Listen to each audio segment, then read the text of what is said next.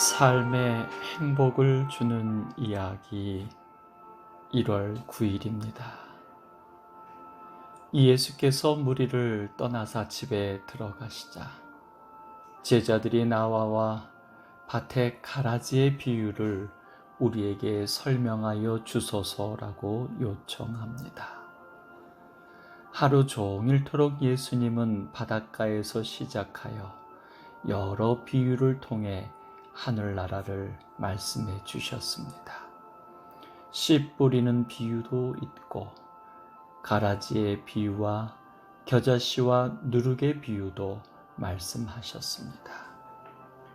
그런데 유독 제자들은 예수님께서 집에 들어가셔서 자기들과만의 시간이 되었을 때 기다렸다는 듯 다른 비유는 놔두고 가라지의 비유에 대해서만 설명을 듣고 싶어 했던 것입니다.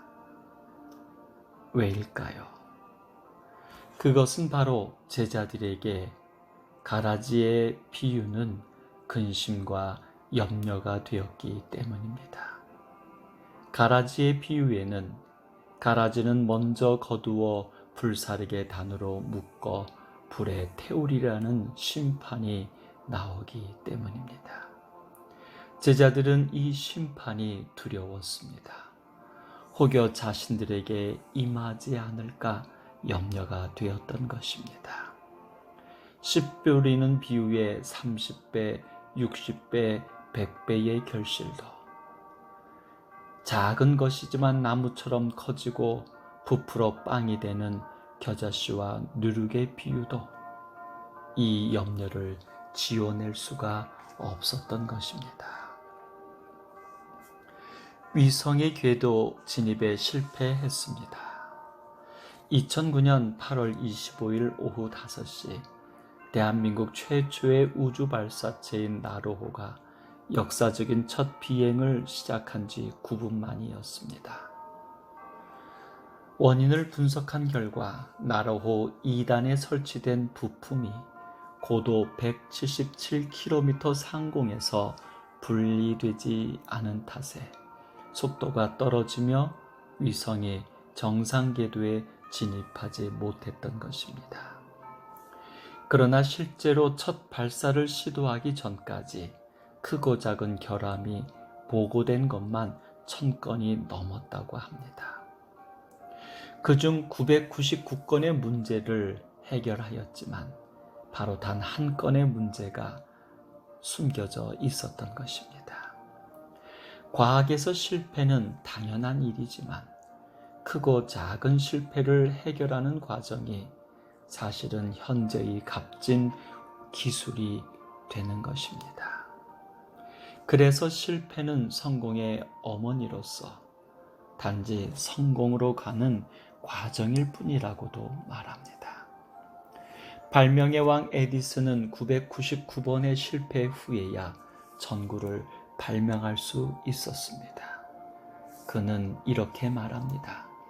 나는 999번의 실패를 한 것이 아니라 전구가 켜지지 않는 999가지의 이유를 알게 된 것이다 라고 말입니다. 그렇습니다. 그리스도인은 실패하지 않는 사람이 아닙니다. 믿음은 실패하면 안 되는 것도 아닙니다. 구원은 실패가 없는 자에게만 주어지는 보상 또한 결코 아닙니다. 의인은 7번 넘어질지라도 8번 일어나는 자라고 말합니다. 바로 나 자신을 믿는 것이 아니라 나를 구원해 주시는 하나님을 믿는 것이기 때문입니다. 바울은 그래서 우리에게 권면합니다. 아무것도 염려하지 말고 다만 모든 일에 감사함으로 하나님께 아뢰라고 말입니다. 사단이 덧부린 가라지, 곧 불신으로 인한 염려와 절망과 근심을 하나님께서는 불살라 주신다고 말씀하십니다. 좋은 씨로 뿌려 알곡으로 모아 곡간에 넣어주시는 하나님의 구원하심을 믿습니다. 생명을 주셔서 살게 하신 하나님께서 이제 용서하시고 믿음도 주셔서 행복하게 하여 주실 것을 소망해 봅니다. 삶의 행복을 주는 이야기였습니다.